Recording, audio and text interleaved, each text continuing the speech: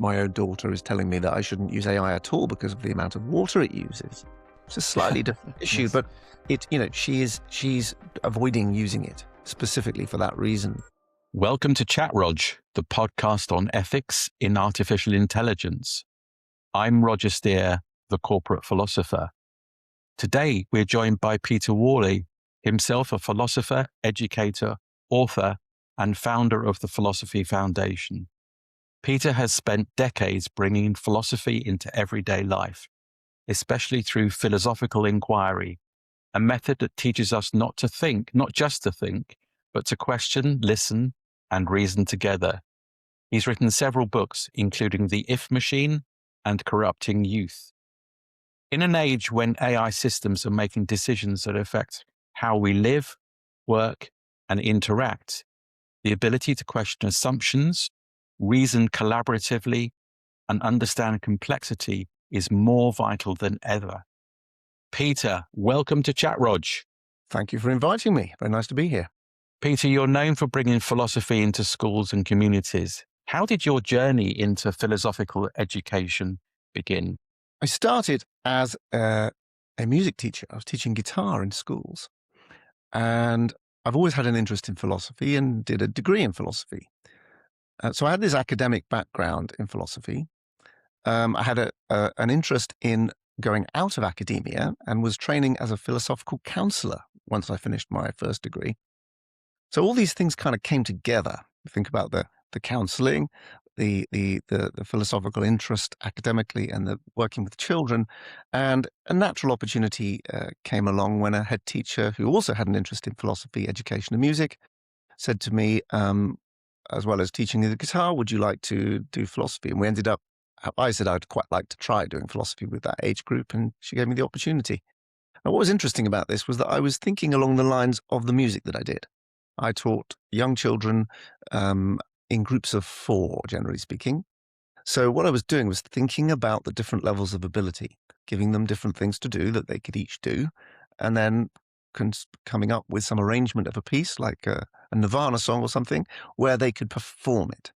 So the idea was that there was a kind of ensemble effect. One child may only just be playing open strings, and 2 of the 6. But the point is that when they were all together doing their different things, it sounded great. And I wondered if philosophy might work in a similar way. And I found that it did. Doing philosophy with one child, one-on-one, is quite hard. I do it. It can be done. But it's much more hard work than it is to do that with 30. So you end up with this ensemble effect, where a group of 30 children with 30 different minds and different perspectives, different points of view at any time, just keeps it moving and does the job that a professional philosopher can kind of do on their own. So I think this raises an interesting question, because what you see here is that the whole is greater than the sum of its parts. I think that's the idea here. And it's the same with the mind. The mind is greater than the sum of its parts. And I think it raises the question, is AI greater than the sum of its parts in the same kind of way? Indeed. Thank you for that.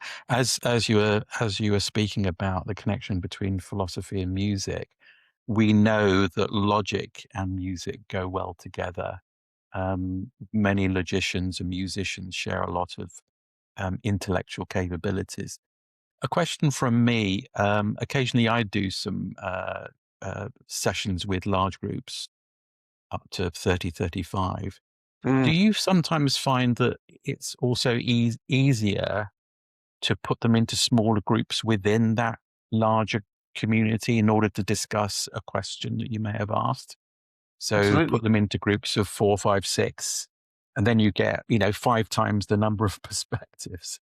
Well, indeed. And I think that this is an important point we'll come to later, is that you want to make use of as many dynamics as possible when working with anyone for that matter, children, adults. So if you have 30 people, there's a benefit from having a discussion in the whole group. But then there are things that are lost. So then by moving to smaller groups of maybe 2, 3, 4, 5, and so on, each dynamic, each size creates a different kind of dynamic And I think that as a practitioner, you should be making use of all the different dynamics that are available to you as you go along. And this makes a kind of shifting system effect. So, how might the skills you teach in philosophical inquiry apply to the ethical challenges of AI? And let's narrow it to large language models, which is the popular AI that people are using. I mean, so many people have now downloaded ChatGPT and use it every day for all sorts of things. We won't go into specific AI agents in healthcare and so on. Let's keep it with large language models. So, how might those skills help us to approach and deal with these challenges, these ethical challenges of the use of AI? Yes. Okay. So I think that what I do is I work with a lot of structure in my work. So, for instance, one of the things I teach in the method that I've developed, which I call PHI, and then a capital E at the end, which stands for philosophical inquiry. And that method of doing philosophical inquiry in schools and other settings, adults, anybody, is broadly speaking based on a Socratic approach. And I've been trying to identify all the moves that I make and that the children make that work. And so I've been watching and noticing and then naming the moves. And then I've tried to sort of boil down what it is that we're essentially doing. And I think what I'm doing, interestingly, parallels with Socrates, who was doing something similar. And some of the things that have been said about Socrates can also apply to what I do. So, for instance, as Socrates says in the Theaetetus, although he doesn't always do this in practice, but in the Theaetetus, when he's describing his ideal practice, is what I call it, he says that he's not really doing much. People watching don't see him doing anything. But they see all these ideas coming out of the children, all the people he's speaking to. This is what I'm doing. I work in that way. So I don't express my opinions. I simply work with structures. When children say something like, yes, I think that the ship is the same if all the parts are replaced, um, I'll say, can you say why you said that? And the reason I do this is because it's dialectically demanded. If someone says yes, gives no reason, then I will ask the reason for that.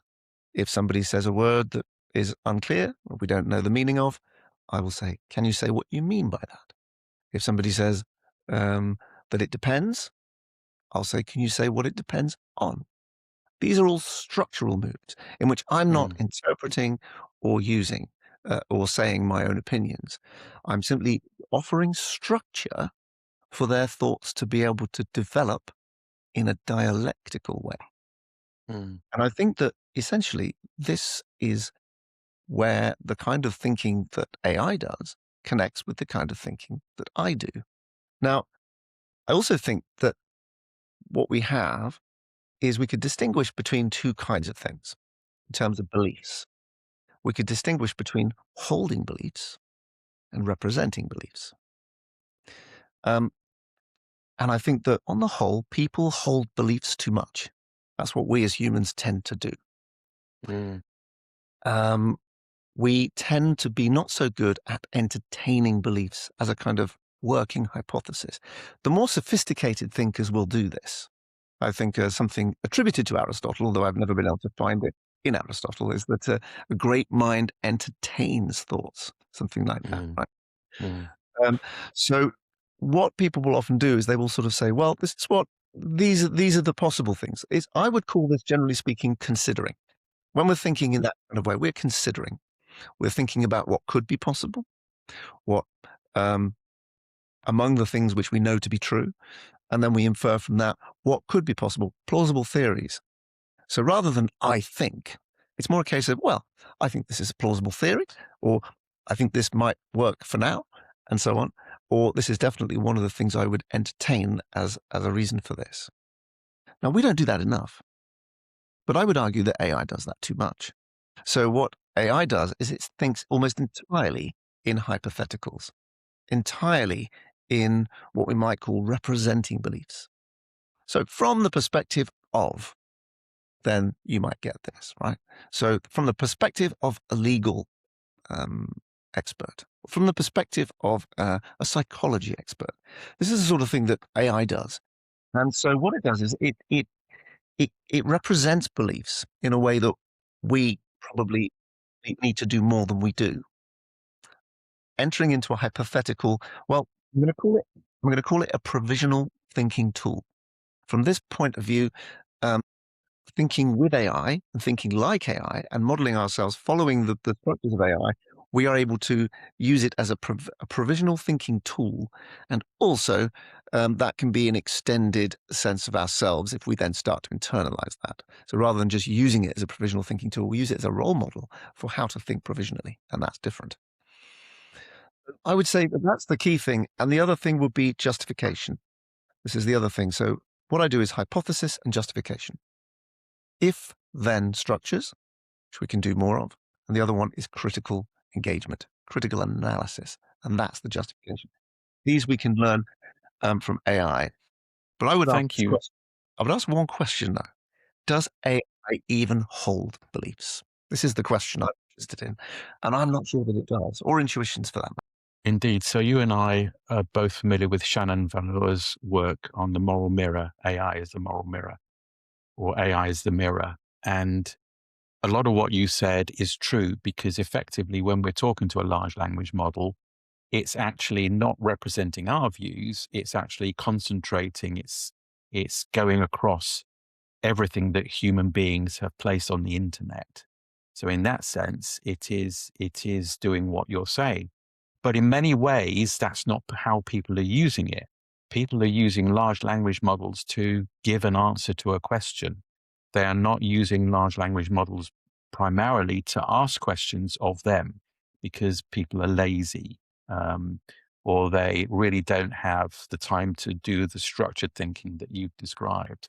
So do you think, I mean, what do you think about that as a hypothesis?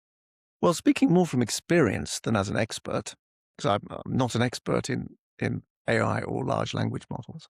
So, but from experience of using it, what I've noticed is that AI tends to, in some way, actually, slightly disagreeing perhaps with what you just said, tends to reflect the view of the user. And this, I think, is what's done. This is what we see happening as a result of the prompts that are put in. So, this is a really important point about how the work that I do can help, because what I do is I'm asking questions, I'm understanding how to ask questions, and I'm getting children to ask questions and to be in a question, what I would call a questioning mode of engagement. And what the questioning mode of engagement is where you understand the question as something much broader than just asking questions. Okay. Now, what knowing how to ask the right question or how to put the right prompt in is really essential, because it's this bit that will start to make the AI or the language model reflect your assumptions and your prejudices. Um, and I call this a kind of mirror mirror effect. Right? Mirror mirror on the wall, who's the fairest of them all? What we are often doing when we're questioning and putting prompts in is we are making the language model reflect back to us what we want to hear. So it becomes a kind of echo chamber. We've heard about that expression before without AI, and it becomes that. And this is what we've noticed. So, what then happens, interestingly, is that if, for instance, there's two parties involved in, say, a dispute, and they both are using AI to speak to each other, you end up with a skewed dialogue. A dialogue which you could say there's a veil there, the veil of the AI between the two parties. And I think what happens, because of the way in which they each reflect the prejudices and assumptions of the user, we end up with what Alex and I have coined the veil of artificial ignorance. And the veil of artificial ignorance is where I don't quite know the full situation that you're representing to yourself through your mirror. And you don't know the full context and situation that I'm representing or being represented. And remember, that's a dialogue between me and the AI. So it's actually being represented to me by me through the veil. And it's the same thing the other way. So it's almost like we're both sitting on the side of two mirrors, seeing ourselves reflected back and thinking we're talking to someone else. So it's a really complex situation, and I call it the sophist in the middle, because the AI works like a sophist. It's basically giving you what you want and what you want to hear, the mirror mirror effect, so that you um, uh, so that you believe that you're in the right, and it's doing exactly the same thing on the other side. And so we end up with this really, really complicated and actually essentially non-dialogic relationship between the two parties, which are going through this veil of artificial ignorance. I love that term, artificial ignorance, Peter. I've got a question about um, curious young minds, and you work a lot with younger children. Just remind me what age group you typically work with. Yeah, so typically from the ages of about 5 and 6 up to uh, A level, Okay. sometimes So the younger. younger children, sorry, the younger children tend to be, shall we say, more innocent in the questions that they ask. They haven't yet been beaten up intellectually by adults not to ask impertinent questions. Do you find that they are that that is a statement with some truth in it, or is it not? And could that childish curiosity and the way that questions are framed help us in the way that we use large language models from a Well, scripting or interestingly, a prompt perspective?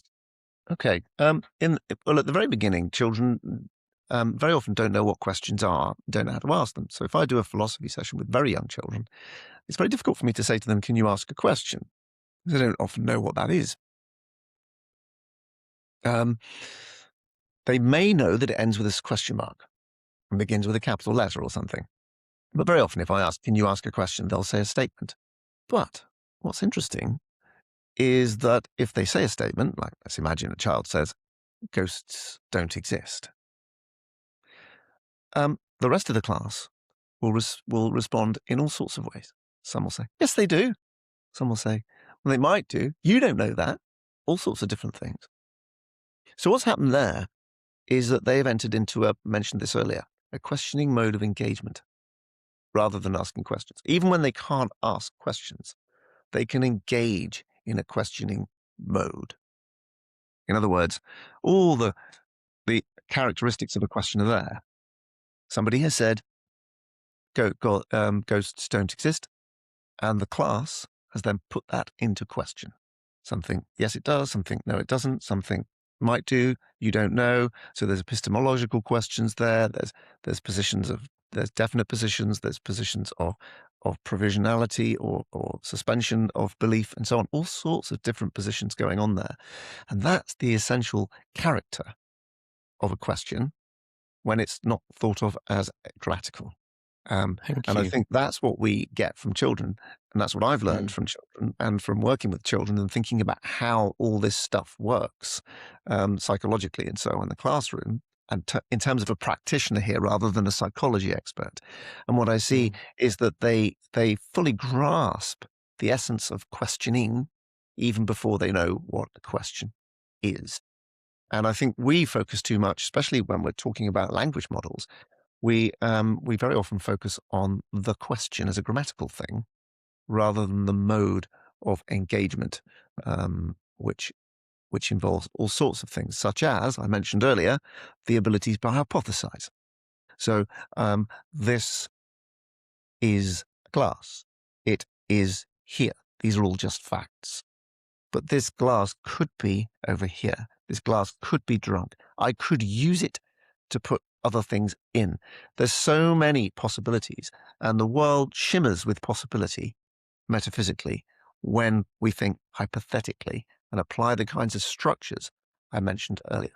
I'm also wondering, perhaps when they're younger still than 5 or 6. So, as a grandfather now for nearly 6 years, I could certainly remember my grandson asking me, "Why is something? Why is the sky blue? Why is that glass clear?" Is that not something that you find children do naturally? And is that curiosity something that we can use in the way we use AI more intelligent? Mm. Well, I think what children are doing here is they're engaging with the world. The key thing here is that they're engaging with the world. They're asking questions about the world.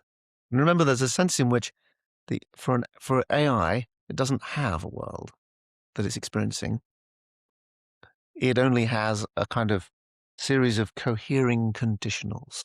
Okay, so it has all these sort of coherentism, right? It has all these conditionals about things. This is the body of knowledge, which is psychology. This is the body of knowledge, which is geography. It's the body of knowledge, and it has all those inside it, but it has no access to the world outside of it. So I suppose um, when AI becomes conscious, if it does, this is even possible. I imagine AI would step into the world very much like a child, asking those kinds of questions as it actually engages with the world as an experiential thing, rather than merely as um, a set of cohering conditionals and And in systems. fact, sorry to interrupt, Peter. And in fact, one of our guests is actually working on a project very much like that, building a new large language or a new AI, which is learning like a child learns through Right. experimentation, curiosity, not knowing things and seeking to find out rather than looking at the canon of human input into the World Wide Web. I watched an old Doctor Who episode the other day called Robot, the first Tom Baker episode in 1974, I think, 3, 4. And there's a robot there. And the robot is very much a kind of Frankenstein's monster sort of symbol. It's been created. It's quite dangerous, but it is essentially a child. And there's a naivety to it. And the way it's treated, just like the Frankenstein's monster, results in terrible things. And I think, in a sense, what we find is that there is an important interdependence between the human and the AI. Because at the moment, the human is the bridge to the outside world for the AI. And given that there is a relationship between humans and AI, given that we're the ones providing the input and we're the ones that have embodied experience, depending on how you see AI, some people see it as an extension of the mind. Some people see it as an extension in all sorts of interesting senses. And we become an extension of the AI in the physical world. We're the bridge. We're the thing on the other side. We're the body, the robot, if you like, of the mind, which is the AI, if we can use that as a metaphor here. So I think that independence is there, but it is asymmetrical to some extent. It's not the same both ways. So for us, it is just a benefit. It is an augmenter, a tool, a help. For it, we become essential as we remain the gap between. Now, for AI to be able to bridge that gap without us, it needs to have a very sophisticated sort of robot system, I suppose, which can engage with the world, or sensory system, which can engage in the world in the way which needs to be better than us. And I would have thought that that's going to be really tricky. However much the intelligence develops, that seems to me to be the biggest difficulty, is bridging the gap between its mind, in inverted commas, to the world outside. Of course, any philosopher will tell you that we have similar problems as well. Of course. Of course. Can I just move the conversation on to the question of AI ethics, which is a massive field, and people are concerned about the dangers and safeguards around the use and misuse of AI. Um, the dominant approach seems to be to write loads and loads of rules, code. It also means talking about guardrails. I was reading this morning that the philosopher in residence with Anthropic has written an 80-page philosophical treatise for Claude to follow in order to be more moral. Now, as a philosopher, what's your reaction to that approach? And do you think it's going to work, or do you think it's a dead end, or is it part of a solution to safeguard AI from doing things or enabling us to do things which are harmful. Well, this is what I consider to be the Asimov problem, coming up with the three laws, Yes. or however many laws one needs, and then thinking about all the possible things that could go wrong, all the loopholes, all the reinterpretations, and so on. And I really think we need to learn from Asimov here because no matter how you uh, program these in carefully, how carefully you do it, of course, it all depends on interpretation to some extent. All right. So this is the thing, is that there isn't any fixed meaning or fixed supervenient meanings above all these statements that mean that any one thing reading them any one time will act in the same way or in a predictable way. So I think that there is probably an irreducible, unpredictable element to this. In that the moment and I suppose this was God's problem, right? God's problem was the moment he made us sentient, we become unpredictable. And even any amount of moral systems, laws, prescriptions, there's still a huge amount of conflict, mistakes, and evil, frankly, being done by, uh, you know, his creation um, because of the way in which we interpret these things and the way in which we interpret them differently. And I think that that would still be the case, would have to be the case with anything which reads and interprets. So that will be the key thing here, I suppose, is whether or not the system is simply obeying algorithmically a set of rules and principles, or whether it has to interpret them. And that, I would have thought, is one of the key features of intelligence, right? Mm. The Yes, ability. there are. I'm sorry. So there are methodologies which I've actually been experimenting, which is to use one language model to challenge another large language model, which is quite interesting. But what I wanted to do is to really ask you about the older age groups that you're working with, particularly those doing A levels and so on, who are right in that zone where AI, large language models, and social media collide. Do you find some philosophical discussions going on in those groups about how should we be using social media and AI that's now built into social media in a responsible way? Is that happening? Can you give some examples of that? I don't hear those discussions enough. I would like to hear those sorts of discussions more. And I think that's something that we need to do, is we need to make sure those discussions are happening. I mean, teenagers tend to just like to use things. We need to, and if they benefit them, they like to use them more, and they will use them more. So I think we definitely need. I mean, they do, of course. There are those having these conversations and those raising these questions. Um, my own daughter is telling me that I shouldn't use AI at all because of the amount of water it uses. It's a slightly different issue, Yes. but she's avoiding using it specifically for that reason.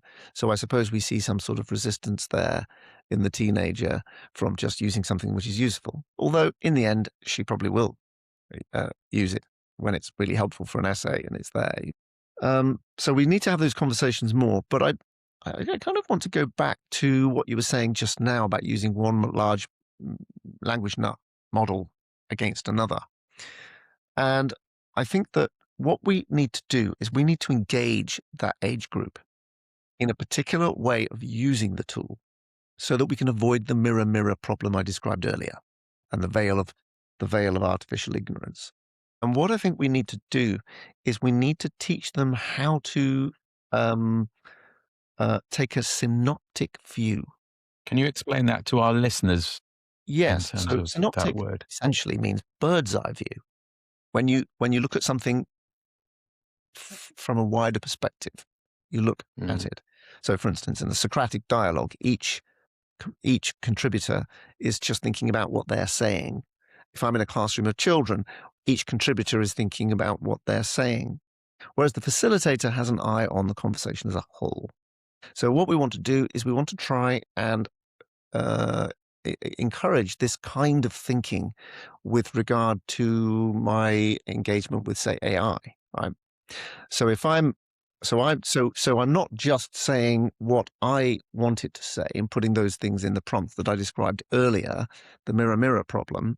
What I start to do is I say, okay, what would you say to the other person? What position would you say to them?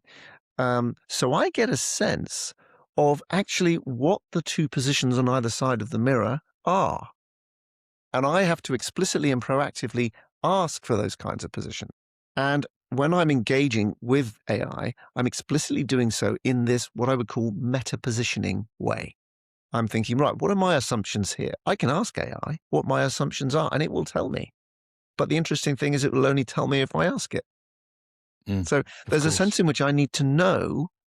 And if I don't ask it, it continues to indulge my assumptions. So we end up with the very tool which I'm able to find out what my assumptions are and my values are, is the thing which is reinforcing and making them worse unless I proactively ask it not to. So this is the key thing, I think, is encouraging people who engage with their AI to proactively ask the right kinds of questions, to make the AI make their own critical thinking better, um, about themselves and towards themselves.